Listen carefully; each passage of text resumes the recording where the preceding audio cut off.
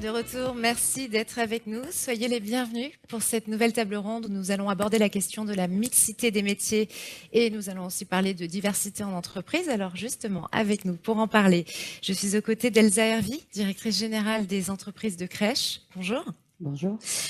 Isabelle Dubois-Vetterval, directrice diversité et inclusion chez Bouygues Construction. Bonjour. Bonjour. Fabrice Yégaillan, directeur du développement de l'AFPA. Bonjour. Et Stéphanie Loison, secrétaire générale de Sony Music France. Bonjour. Alors, soyez les bienvenus. Je propose un petit tour de table pour que vous puissiez vous présenter et nous parler un peu de vos activités. Elsa Hervy, on peut peut-être commencer avec vous. Oui, bonjour. Donc nous, les entreprises de crèche, c'est 800 entreprises adhérentes qui gèrent 2000 crèches et micro-crèches en France, 52 000 places de crèche, 21 000 salariés. Très bien, merci. Isabelle Dubois-Vetterval, quelques mots pour présenter votre activité. Donc Bouygues Construction, ça intervient en France et à l'international. C'est à peu près 55 000 collaborateurs, 45% en France, 55% à l'international, et une activité qui va du chantier de logement ou de bureau que vous pouvez croiser au coin de la rue à Paris, à un tunnel à Hong Kong, au déploiement de la fibre en Bretagne ou en Angleterre, et tout ce qu'on peut imaginer autour de l'énergie et de l'industrie du bâtiment. Très bien, merci. Fabrice Yégaillan, directeur de développement de l'AFPA. Quelques mots pour présenter l'AFPA. L'AFPA, l'Agence nationale pour la formation professionnelle des adultes, on accompagne et on forme chaque année près de 160 000 personnes sur les métiers de l'industrie, les métiers du bâtiment, des travaux publics et les métiers du tertiaire, administratif, services, du tourisme à la restauration, en passant par l'informatique, la comptabilité. Très bien, merci. Et vous, Stéphanie Loison, vous êtes secrétaire générale de Sony Music France. Oui, merci beaucoup de m'accueillir déjà. Sony Music, c'est un producteur de musique enregistrée, mais pas que, aussi un producteur de tournées, de scènes musicales. On est environ 250 salariés en France, on fait partie d'un groupe mondial et on accompagne et on cherche des nouveaux talents et on accompagne les talents aussi. Très bien, merci. Alors, vous l'avez compris, on va aborder avec vous la question de la mixité des métiers et de ses enjeux. J'aimerais qu'on commence avec vous, Elsa Hervy. Vous êtes directrice générale de la Fédération des entreprises de crèche. Alors, première question, peut-on dire que les métiers de la petite enfance ont un sexe ? Je ne sais pas s'ils ont un sexe, mais en tout cas, il y a un constat qui est qu'il y a une sous-représentation des hommes, puisqu'on est à moins de 5% de salariés hommes dans la petite enfance. Et donc, du coup, pour nous, la mixité est un enjeu majeur. Alors justement, pourquoi, pour entrer dans le vif du sujet, pourquoi dans le secteur de la petite enfance, il est important de travailler, de collaborer avec des hommes ? Alors, en 2016, il y a eu un très grand groupe de travail qui a abouti sur une charte nationale pour la qualité d'accueil du jeune enfant, avec 10 grands principes qui devraient être les 10 commandements que toute société devrait respecter. Et le principe numéro 7, il dit... Fille ou garçon, j'ai besoin que l'on me valorise pour mes qualités personnelles en dehors de tout stéréotype. Et la déclinaison de pratique de ce principe, recommandé dans le cadre, c'est bien de rappeler que la mixité des professionnels de la petite enfance, c'est un facteur d'égalité. Pourquoi ? Parce que ça offre aux enfants qu'on accueille des modèles et des relations socialement plus riches, parce que la société dans laquelle ils vont évoluer, c'est avec des hommes et des femmes. Et leur apprendre à évoluer en société dans un environnement social où il n'y a que des femmes avec qui interagir, et ben en fait, c'est les priver d'une chance, et puis c'est commencer dès la petite enfance, cet engrenage infernal du stéréotype de genre. Très bien. Alors, pourquoi les hommes se tournent moins naturellement vers les métiers de la petite enfance ? On recrute pourtant des infirmiers, enfin, il y a beaucoup de métiers qui sont susceptibles d'attirer les hommes. Alors d'abord, souvent parce que dans les représentations des uns et des autres, c'est un métier de femme, donc les hommes s'y sentent pas forcément accueillis. Ce qui est faux, venez messieurs, vous verrez, la petite enfance c'est formidable. Le message est passé. Et c'est un métier passionnant. Ensuite, parce que toujours dans les représentations, comme l'ensemble des services à la personne, on a souvent le sentiment que le service aux autres, c'est naturellement plus pour les femmes. Et ben non, le service aux autres, ça peut aussi être très bien fait par des hommes et c'est valorisant pour les femmes ou pour les hommes. Enfin, parce que dans la petite enfance, et c'est un problème qui nous est spécifique, on ne se rend pas compte de l'importance de notre métier, mais y compris les parents, le nombre de professionnels qui me disent « Ce matin, il y a encore un parent qui m'a dit « Amusez-vous bien ». Ouais. Alors, Bon. mesdames, messieurs les parents, les professionnels des crèches, ils s'amusent pas toute la journée, en fait. C'est un vrai métier que d'apprendre à votre enfant, de s'éveiller, de se construire, d'apprendre la socialisation. Et oui, votre enfant doit jouer, s'amuser, c'est comme ça qu'il apprend, mais leur métier consiste pas à jouer. Leur métier consiste à accompagner vos enfants vers le jeu, vers l'éveil et vers développer des compétences qui vont en faire des adultes de demain formidables. Et c'est ce rôle-là des métiers de la petite enfance qu'on n'arrive pas encore à faire passer dans la société. Et c'est parce que c'est un des plus beaux métiers. Je veux dire, on aide à faire grandir les adultes de demain. Ça devrait pouvoir attirer tant les femmes que les hommes. Il y a pas de raison. C'est un rôle social majeur. On fait partie de ces métiers sur lesquels un ministre disait toute une société se repose. Ah ben, voilà, c'est dit. Et que faire justement pour attirer les hommes dans ce secteur-là? Quels sont les leviers que vous proposeriez d'activer aujourd'hui? Alors nous, on a à la fédération beaucoup agi sur le cadre. On vit dans un cadre normatif extrêmement contraint, mais qui faisait que, grosso modo, 80% de nos salariés ne pouvaient pas avoir de promotion professionnelle sans passer un nouveau diplôme. Ce qui est quand même gênant de rentrer dans un métier où on se dit qu'on va faire le même métier toute sa vie. On ne pourra pas changer, évoluer, sauf si on passe un nouveau diplôme. Donc depuis le 1er septembre, les auxiliaires de puériculture, qui représentent quand même 25% de nos effectifs, vont eux pouvoir avoir un droit à l'évolution, devenir ce qu'on appelle référent technique, directeur adjoint de crèche, directeur de crèche, après des temps d'expérience. Et donc on espère que du coup, les hommes auxiliaires de puériculture vont avoir envie aussi de s'investir dans la crèche et pas seulement d'aller à l'hôpital, parce que il y a une réalité aussi, c'est que on est dans un modèle économique très contraint où nos salaires sont quand même un peu bas et on le voit dans les couples de soignants. Un soignant, il peut exercer à l'hôpital ou en crèche. Et ben souvent, de la même manière que quand on n'a pas de solution d'accueil, le parent qui se retrouve en congé parental, c'est une femme. Et ben dans un couple de soignants, souvent c'est la femme qui va venir travailler en crèche et qui aura le salaire le plus bas, l'homme restant là où il y aura le salaire le plus haut. Et c'est ces enjeux-là qu'il faut tous embrasser. Donc attractivité par une véritable carrière professionnelle, redonner du sens, et puis négociation forte avec l'État pour donner de l'air à notre modèle conventionné et faire qu'on puisse revaloriser les professionnels de la petite enfance au salaire qu'ils méritent, vu le caractère essentiel de leur rôle. Très bien, merci. Si vous aviez un message à faire passer en faveur de la mixité des métiers dans votre secteur bien spécifiquement, à qui vous adresseriez-vous et quel serait-il? Venez, messieurs, vous verrez. C'est formidable. La petite enfance, c'est des vrais parcours de carrière, c'est un métier qui a du sens. Et puis, on est quand même des CDI, temps plein, non délocalisables. On ne pourra pas exporter les crèches en Chine. Donc, venez, c'est un métier d'avenir. Et puis, c'est tellement d'avenir que pour 2,3 millions d'enfants de moins de 3 ans, il n'y a que 450 000 places de crèche. Il en manque au moins 230 000. Donc, vous aurez même droit à des possibilités d'évolution géographique. Si vous venez dans une entreprise de crèche, souvent, elle a plusieurs établissements. Parfois, certaines sont même implantées dans plusieurs pays. Et on ne désespère pas un jour de sortir des carcans des normes et de permettre de pouvoir faire des jumelages, des échanges de salariés, un Erasmus de la petite enfance. Venez, c'est un secteur génial. Merci Elsa Lévy. Alors Fabrice Egaillan, vous êtes le seul homme présent sur cette table ronde qui est quand même qui met en lumière la mixité des métiers. Est-ce que vous avez une réaction aux propos d'Elsa Hervy? Qu'est-ce que vous auriez envie de dire? Oui, j'en ai une immédiate sur la question évoquée de préparer des jeunes à être adultes et, en luttant contre les stéréotypes et les clichés. Pour la question des métiers qui sont formés à l'AFPA, où on dit que ce sont parfois beaucoup de métiers masculins, et nous on travaille à la dégenrification des métiers.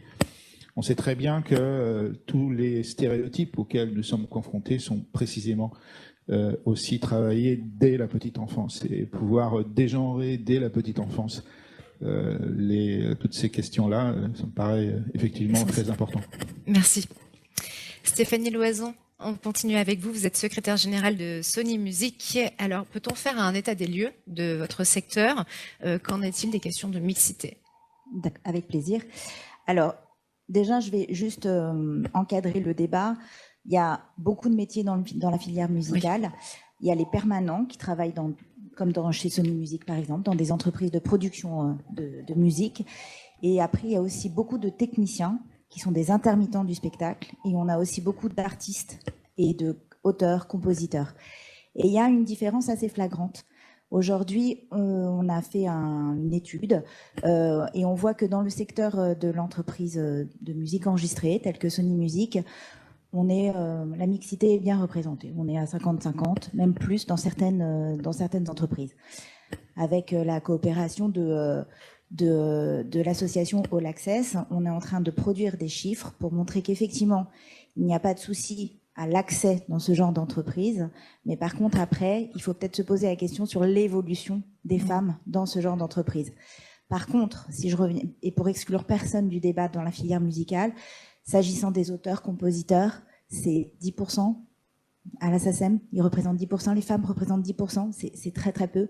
Et tout ce qui est les métiers techniciens, les intermittents, les réalisateurs, les ingénieurs du son, les mixeurs, etc., on a très très peu de femmes. Et pourtant, elles sont là, elles ont envie, mais elles ne sont pas dans ces métiers, elles ne sont pas représentées dans ces métiers. Donc on a effectivement un clivage au sein même d'une même filière. Donc on a beaucoup de champs d'action qui sont différents, mais on a beaucoup de champs d'action à faire. Très bien. Alors, d'après vous, quels sont les points de blocage? Pourquoi les femmes n'embrassent pas spécifiquement ces métiers-là? Est-ce que c'est un problème d'accès à l'information, de pédagogie, de communication, des peurs, des freins? Alors, je pense que c'est un peu tout. C'est-à-dire que les stéréotypes, effectivement, ils sont là. Je pense que c'est une question d'éducation. Entendre effectivement un appel à ces hommes, je pense que c'est un sujet sociétal, effectivement. Ça se passe aussi là, hein. Ça se passe aussi au niveau de la crèche, ça se passe aussi à la maison. Donc il y a un travail à faire au niveau de la société pour les stéréotypes, les biais conscients ou inconscients. Je crois qu'il y a une belle intervention sur ce sujet par le cabinet Alternego au début de la semaine. Et il y a énormément de choses à faire. Donc moi, je crois en deux piliers majeurs. Le premier, c'est la formation et la sensibilisation. Effectivement, il faut parler du sujet pour se rendre compte qu'il y a un problème. Faire comprendre que voilà, il y a des choses qui ne sont pas acceptables. Nous, on a fait énormément de formation et de sensibilisation chez Sony Music. On a fait bien sûr une sensibilisation sur le harcèlement et les violences sexistes, c'est important, ça fait partie des stéréotypes aussi à combattre et des biais cognitifs. La formation aussi, elle se fait d'une manière plus large sur la lutte contre les discriminations, les 24 critères de la loi. On les couvre tous, c'est important aussi. Et aussi, le deuxième pilier, après la formation et la sensibilisation, c'est le mentorat. C'est très important pour nous d'accompagner. Donc là, avec l'association All Access, qui est une association qui a été créée par le SNEP, l'Union des professionnels de production de la musique, on accompagne des jeunes filles qui sont dans toutes les entreprises que représente le SNEP, et on les accompagne, on leur donne un coaching, parce qu'il faut briser le plafond de verre, il faut aussi leur dire qu'elles sont capables, leur donner confiance en elles, ça c'est très très important. Donc du coaching, on ouvre le réseau, et on élargit leur réseau, parce que ça c'est très important aussi, d'ouvrir le réseau professionnel. Et aussi, on fait aussi avec une autre association qui s'appelle Nos quartiers ont du talent. Et là, c'est plus sur l'ouverture plus large que le simple problème homme-femme, parce que la diversité, c'est aussi beaucoup plus large que le problème homme-femme. On fait un système de mentorat avec des jeunes qui sont issus de quartiers défavorisés, et on est leur mentor. Et on les aide, ces jeunes qui ont le même niveau de culture, en tout cas d'études, que d'autres personnes, des Bac+3, mais qui ont du mal à trouver des emplois. Très bien. Est-ce que ces actions que vous venez de nous citer sont intégrées dans votre plan d'action RSE, dans votre stratégie RSE? Oui, tout à fait. On a, alors déjà la stratégie, comme vous le dites, la stratégie RSE, elle a été intégrée à la stratégie du groupe. Donc déjà d'un point de vue gouvernance, Sony Music New York a créé des pôles stratégiques qui dépendent directement de notre président mondial. L'un sur la diversité et l'inclusion au sein même de l'entreprise, et l'autre sur le fonds un fonds de social justice. C'est-à-dire qu'on croit à la performance individuelle et collective grâce à la diversité, mais pas que. C'est aussi une conviction que nous avons chez Sony Music. Et on a mis en place effectivement un fonds social de justice qui prône, avec le partenariat avec énormément d'associations. Il y a eu un fonds doté de beaucoup d'argent pour justement aider toutes les associations dans le monde. On aide aujourd'hui plus de 300 associations. On fait des passes, que le milieu associatif, c'est très important, pour aider contre toutes les formes de discrimination, que ce soit les discriminations sur le terrain du racisme, sur le sexe, sur le genre, enfin, tout genre voilà. Donc, c'est intégré à la gouvernance, vraiment, de Sony Music. Et après, effectivement, une charte diversité appliquée à chaque pays, transmise à tous les salariés. Sur le terrain de l'harcèlement et de la discrimination, sur ce terrain-là, une formation, des référents qui sont mis en place, une plateforme pour faire appel, pour que les gens puissent dire qu'il y a un souci. Et les partenariats avec All Access et nos quartiers ont du talent dont je parlais tout à l'heure sur la partie mentorat pour accompagner et briser le plafond de verre pour l'évolution des femmes dans la musique. Très bien, merci pour ce message. Un dernier mot peut-être, on parle de gouvernance, quid du COMEX? On en est où côté féminisation des conseils d'administration chez Sony Music France? Il y a du travail encore. C'est-à-dire? C'est mieux que ce n'était, mais il y a du travail. Aujourd'hui, alors déjà, Sony Music France, alors c'est pas parce que c'est une femme qu'elle a été nommée, mais je suis fière que depuis une semaine, la présidente de Sony Music France est une femme, Marianne Robert. Et elle n'a pas été choisie parce que c'est une femme, elle a été choisie parce qu'elle est compétente et qu'elle a sa place chez Sony Music. Grâce à elle, le comité exécutif n'a pas encore atteint l'équité. Donc, on n'est pas encore à moitié-moitié, mais je me sens un peu moins seule, on va dire. Très bien. Vous venez de dire quelque chose d'intéressant. J'aimerais vous faire réagir. Vous avez dit, elle n'a pas été choisie parce que c'est une femme, elle a été choisie parce qu'elle est compétente. Vous pensez quoi des quotas? Un mot? Stéphanie Loison, oui. Je ne veux pas monopoliser la parole, mais alors Non. moi, je vais avoir c'est très, très, très direct. Je suis pour. Très bien. C'est-à-dire que Christine Lagarde, pour la citer, parce que pour moi, c'est une référence, elle disait que sans les quotas, on trouve des excuses, et avec les quotas, on recrute. On a vu ce que ça a donné sur les quotas dans les conseils d'administration. La loi Copé, elle est passée, et effectivement, les choses ont changé. Il y a un projet de loi pour que ça change au sein des instances dirigeantes, parce que les conseils d'administration, c'est pas que tout. Il y a aussi les instances dirigeantes qui sont même le plus important pour moi dans les sociétés commerciales. Voilà, on va voir ce que ce projet donne, mais moi, très clairement, oui. Alors, c'est vrai que les quotas, derrière, on dit, mais il va y avoir des préjugés, on va considérer que les femmes sont là juste à cause des quotas, mais je pense que c'est un mal nécessaire. C'est un outil, merci.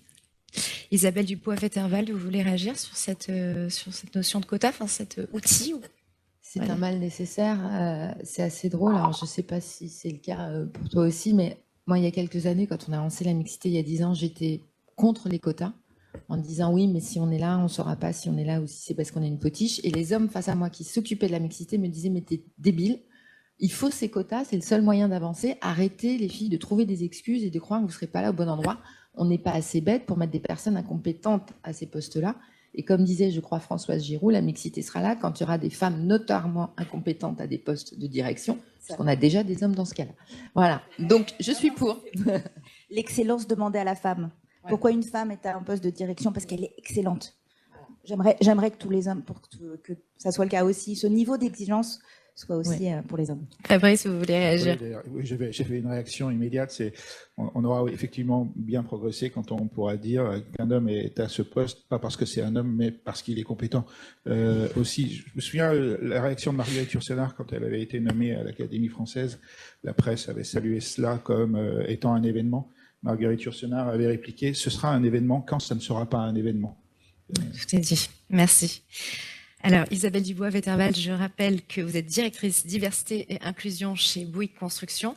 Peut-on faire un état des lieux de votre secteur? J'imagine que les questions de mixité sont au cœur de beaucoup de J'ai sujets. pris les notes du secteur, parce que je connais Super. les chiffres de Bouygues Construction, pas ceux du secteur.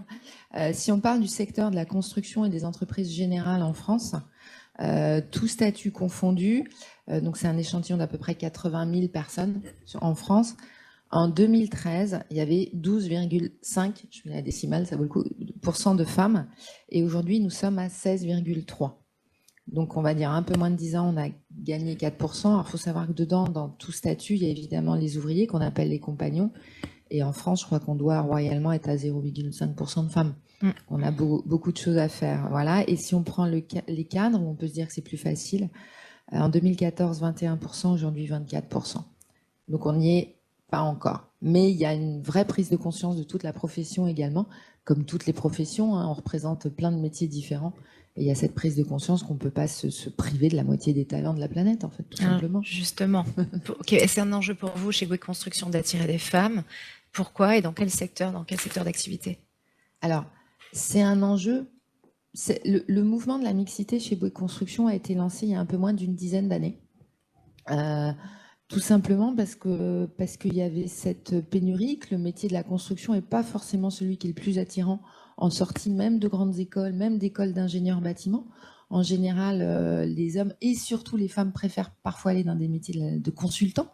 Donc en fait, il y a eu cette prise de conscience il y a un moment de se dire, bon ben voilà, on manque, on est dans un métier pénurique, il faut arrêter de se battre tous les majors pour les mêmes personnes. Essayons d'aller un petit peu sur le côté. Le côté, c'est juste de dire, occupons-nous des femmes. Et là, on réfléchit, quelle est la place des femmes chez Bouygues Construction? On s'est rendu compte qu'il y avait un peu de boulot sur plein de sujets différents. Et donc, on a travaillé à la fois sur attirer des femmes en allant dans les écoles, à la fois sur ouvrir les chakras de l'intérieur avec des formations aux stéréotypes, parce que comme l'intervention qu'il y a eu lundi, il faut bâcher, rabâcher. On a tous des stéréotypes, c'est normal, c'est important, c'est pour notre cerveau, prenons-en conscience. Et la conscience, ça se fait en plusieurs fois. Et puis, mettre des rôles modèles, accompagner les femmes avec un réseau de femmes à oser.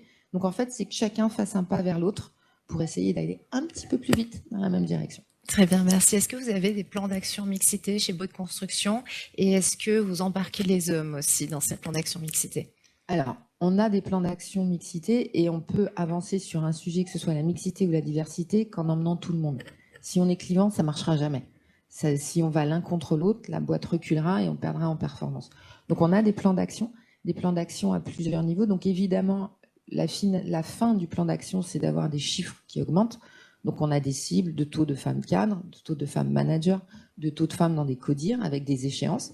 Chacun des métiers de Bouygues Construction a construit ses étapes sur 3 ans. On a un socle commun de plan d'action qui est de dire, ben voilà, dans les recrutements, on veut des candidatures mixtes. On ne veut pas prendre une femme, mais on veut qu'en shortlist, il y ait toujours une candidature des deux sexes. Donc, même pour les métiers plutôt féminins, du sexe le moins représenté. Il y a des plans d'action qui vont sur la formation de tout le monde.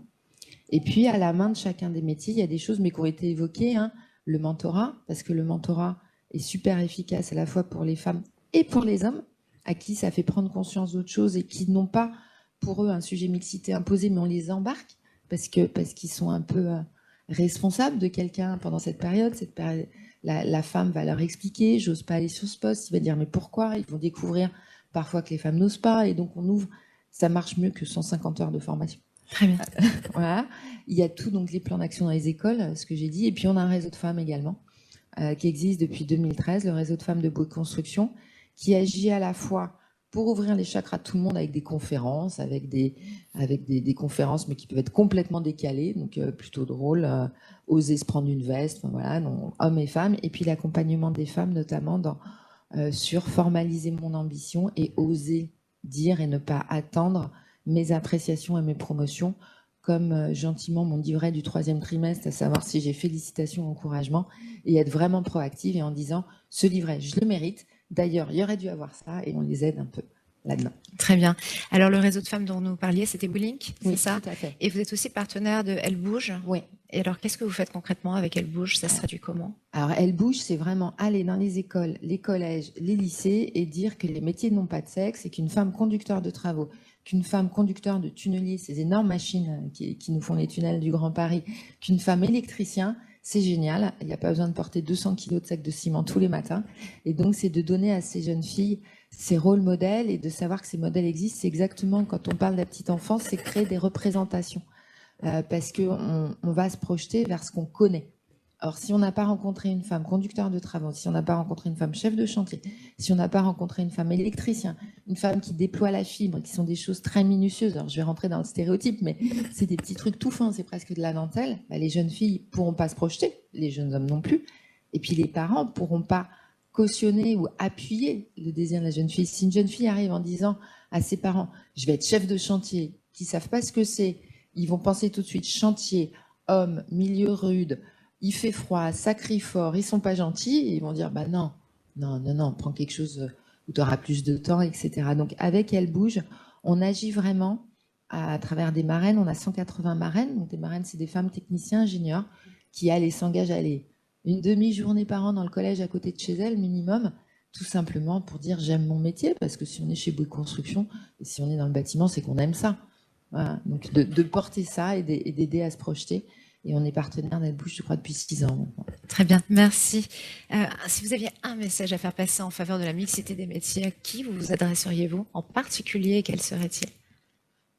Je m'adresserais à tout ce qui tourne autour des enfants, en fait, à toutes les projections, à tous les conseillers d'orientation, qu'ils arrêtent de dire mais non, continue tes études à une jeune fille qui est bonne en maths, parce que si elle rêve d'être ébéniste, menuisier ou plombier, il faut aller au bout des rêves, quoi. Et en plus, aujourd'hui, il paraît qu'on aura tous plein de métiers, donc commençons par aller. Donc en fait, je m'adresserais vraiment à tout ce qui tourne autour de la projection. Peuvent avoir nos enfants des métiers, et puis les Lego avec la grue super, mais que le casque soit rose, même si c'est du stéréotype, et que la petite fille elle puisse faire sa grue aussi, quoi. Voilà. Merci Isabelle Dubois-Vetterval. Elsa Hervy, vous voulez réagir? Je vous vois... Oui. J'acquiesce, en fait. Totalement. J'acquiesce. On a des métiers comme ça en représentation où on oublie à quel point c'est une richesse, la mixité, et où la mixité est un cercle vertueux. Donc, il faut agir dès la petite enfance, continuer à agir sur tous les leviers. Et on va signer, nous, dans 10 jours, re-signer la charte pour la mixité dans les jouets. Et c'est vrai qu'il y a des petits sujets encore sur les jouets. Et que, alors, il y a beaucoup d'efforts faits sur faut arrêter le bleu et le rose, faut que les jouets, ce qu'on appelle d'imitation, la petite cuisine, le petit lave-linge, ce soit pas peint en rose et puis le reste en bleu. Mais effectivement, le jouet du chantier, de la voiture, du bonhomme dans le camion de pompier, c'est un bonhomme, c'est jamais une bonne femme. Et voilà. Et donc, il y a tout à jouer, mais tout doit continuer. Non, et je voulais réagir sur les quotas. Alors, j'ai entendu mes 3 partenaires de plateau sur les quotas de direction, et je pense que c'est une bonne idée. Après, nous, il y a des gens, et notamment des députés la semaine dernière, qui veulent aller plus loin. Ils ont compris que la mixité dans la petite enfance, c'était un enjeu majeur. Et donc, du coup, ils veulent rendre obligatoire les écoles de formation qu'elles respectent un quota de 40% d'hommes. Alors ça, c'était plutôt un appel à, si Monsieur Yaka et Madame Faucon veulent bien réfléchir un peu. On est un secteur en totale pénurie de main-d'œuvre. Aujourd'hui, il y a des immeubles crèches, des locaux crèches qui existent où on n'accueille pas d'enfants parce qu'il n'y a pas assez de salariés, parce qu'on n'en forme pas assez. Et donc, continuez pas à nous mettre des bâtons dans les roues. Aidez-nous plutôt à attirer les hommes vers nos métiers plutôt que vouloir nous mettre des bâtons dans les roues. Essayer de développer une filière petite enfance plus active à l'AFPA pour la reconversion des métiers, par exemple, parce qu'on peut se reconvertir dans la petite enfance quand on vient de l'industrie. Ça peut être aussi des beaux enjeux. Et donc, du coup, aidez-nous. Alors, je vois bien que les quotas, tout le monde était un peu contre au début. Finalement, on se dit c'est pas mal. Faisons pas des quotas partout, parce que sinon, il y a des moments où on va pas s'en sortir. Très bien, merci. Fabrice Tegaillan, une réaction peut-être? Oui, on peut avoir plusieurs métiers, donc vive la reconversion, comme cela vient d'être dit, et on peut se reconvertir. En tout cas, c'est le métier de l'AFPA, qui a près de 250 métiers. Et à une époque où on parle beaucoup de mobilité professionnelle, la question de la reconversion se pose là, très clairement. Très bien. Une question justement pour faire un état des lieux avec vous. Qu'en est-il aujourd'hui, selon vous, et les chiffres de l'AFPA, de la répartition des métiers? Est-ce qu'elle est encore genrée globalement? Oui, c'est genré. Encore, malheureusement, comme on vient de le dire, c'est genré, mais ça évolue. Ça évolue. Dans nos formations, on a des femmes qui deviennent maçons, on a des femmes qui deviennent agents de sécurité, mais par contre, on a très peu d'hommes qui deviennent assistants de direction ou qui deviennent assistants de vie aux familles. Ça, c'est une de nos réalités. Donc, les choses changent, évoluent. On a même eu sur un métier alors hyper masculin, le métier de scaphandrier, on a eu une femme. Et ce qui a été très curieux quand cette jeune femme est arrivée pour se former au milieu des scaphandriers à l'ancienne base des sous-marins de Lorient, c'est de voir que finalement ça n'a pas causé de problème. Donc, et à ce moment-là, on s'est dit, pas trop. Et à ce moment-là, on s'est dit, il y a vraiment quelque chose qui change. Mais on est encore dans cette phase de changement. C'est pour ça qu'à mon avis, il ne faut strictement rien lâcher aujourd'hui. Parce que même s'il y a eu les messages politiques qui sont très forts, et comme cela vient d'être dit, c'est pas à ce niveau-là que ça se passe. C'est vraiment au niveau, je crois, d'une part de notre inconscient collectif, de notre culture, de ce qu'on peut dire à chaque fois, de ne pas genrer effectivement les jouets auxquels on sait que les enfants s'identifient. C'est aussi une de leurs questions, un de leurs moyens pour devenir un être humain. Je crois que MeToo a fait énormément de bien. Parce qu'il faut effectivement rien lâcher, il ne faut pas accepter, en tout cas aujourd'hui il ne faut plus accepter. On est passé heureusement de la libération de la parole à la libération de l'écoute, parce que c'est une chose de pouvoir être libre de parler, mais c'est autre chose de pouvoir être écouté. Et je crois que la question de l'écoute, elle doit pouvoir aussi s'organiser. On doit pouvoir créer les communications, les conditions de la communication qui vont permettre à des femmes de découvrir des métiers. C'est des choses qu'on fait à l'AFPA, notamment avec le Centre d'information des femmes et des familles, un vrai gros travail où on permet à des femmes, des groupes de femmes, de découvrir des métiers dits masculins. Ça peut être le métier de l'usinage, ça peut être certains métiers du bâtiment, des travaux publics, etc. Et à chaque fois, on voit le cliché et les stéréotypes qui tombent. Ah bon, on travaille plus avec un bleu de travail, on travaille plus avec l'odeur du métal, etc., etc.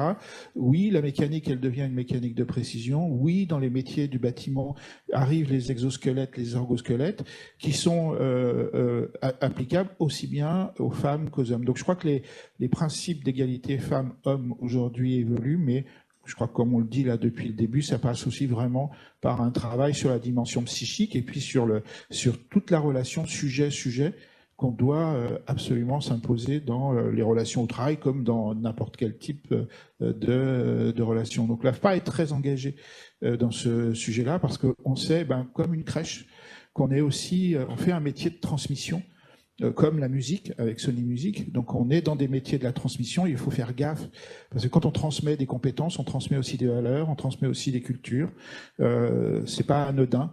Et c'est à ce moment-là que effectivement une société se fabrique. Oui, il y a un homme et 4 femmes sur le plateau, mais il y a surtout 5 personnes et 5 sujets qui discutent ensemble.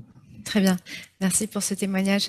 Quelles sont les autres actions? Vous venez de nous parler d'une action de sensibilisation que mène l'AFPA en faveur de la mixité des métiers, mais quelles sont les autres actions? Je sais qu'il y a un trophée pour elle, il me semble. Alors, les centres AFPA, il y a 110 centres AFPA dans toute la France qui sont devenus des villages, qui sont des tiers-lieux, accueillent aujourd'hui des structures, dont des crèches solidaires, par exemple, qui sont le moyen aussi bien pour les papas que pour les mamans qui auraient des enfants à s'occuper, de pouvoir aussi profiter du village de l'AFPA pour pouvoir continuer leur formation en toute tranquillité. Et je le répète, aussi bien pour les mamans que les papas. Et ensuite, on a mis en place effectivement cette action, les trophées pour elles, qui ont pour objet de signaler et de reconnaître la place d'une femme dans un métier traditionnellement masculin. On aura gagné quand il n'y aura plus de trophée pour elle. C'est confère ce que je disais tout à l'heure sur Marguerite Yourcenar. Mais aujourd'hui, on croit aussi à la valeur de l'exemplarité, on croit aussi au fait de pouvoir mettre en avant des femmes qui ont fait des métiers masculins. On organise chaque année, par exemple, un colloque qui s'appelle Compétences mères avec le cluster maritime français et Pôle emploi. Et une année, on a eu une jeune femme, une auvergnate, qui nous a raconté son parcours du combattant pour travailler comme, je ne sais pas comment on va dire pêcheur au féminin, mais pour travailler comme pêcheur, voilà, avec un E à la fin. Et d'une part parce qu'elle était auvergnate, et aller de l'Auvergne jusqu'à Douarnenez, c'était pas simple, mais alors, être une femme et vouloir devenir et travailler dans les métiers de la pêche, c'était pas simple. Elle y est arrivée, cette jeune femme. Donc, je crois que chaque fois qu'on donne des exemples de ce type-là, c'est autant de possible, à condition qu'on arrive à le faire la même chose pour les hommes vers les métiers de la petite enfance ou vers les métiers de l'assistanat administratif. C'est très bien. Et avons-nous, selon vous, suffisamment de rôles modèles dans lesquels nous pouvons nous projeter? Est-ce qu'on a suffisamment de rôles modèles de personnes? Vous venez de parler de cette femme. Est-ce qu'ils sont suffisamment mis en lumière? Ce serait bien qu'on en ait dans le spectacle. Ce serait bien qu'il y ait des pièces de théâtre où on voit des femmes qui occupent ces métiers-là. Donc ce serait bien que ça soit aujourd'hui davantage exprimé dans la culture. Très bien. Merci beaucoup, Fabrice. Il nous reste quelques minutes. Alors, je vous propose de faire un dernier tour de table pour conclure. Qui veut commencer? Prendre la parole? Isabelle? Alors, moi, pour conclure, je dirais que c'est la semaine de l'entreprise responsable et inclusive. On peut pas traiter la mixité toute seule dans une entreprise. La mixité, c'est un pan de la diversité. Et je trouve qu'il n'y aurait rien de pire que de se dire, enfin, en tous les cas, moi, à mon poste, cette année, je m'occupe des femmes, l'année prochaine, je fais les handicapés, et d'après les LGBT. Ça, c'est juste pas possible pour moi. Donc, traiter la mixité, c'est comme les autres sujets. C'est essayer, il faut faire bouger dans l'entreprise le terreau. Je prends toujours cette image. On peut aller chercher les meilleures graines et les planter dans une terre pourrie, sans eau et sans soleil, ça marchera pas. Donc, en fait, au-delà de la mixité, il faut aussi faire bouger le terreau de l'entreprise, la rendre inclusive, sensibiliser, faire évoluer les comportements. Et pour moi, la mixité, elle sera réussie chez Bouygues Construction quand on aura des hommes qui prendront simplement leur congé parental et qui oseront le faire. Parce que la mixité, c'est une avancée pour les hommes et les femmes. Et puis ce sera réussi quand on n'aura plus besoin de réseau de femmes non plus. Parce que ça veut dire qu'on y sera. Merci voilà. Pour ce beau témoignage. Elsa Hervy.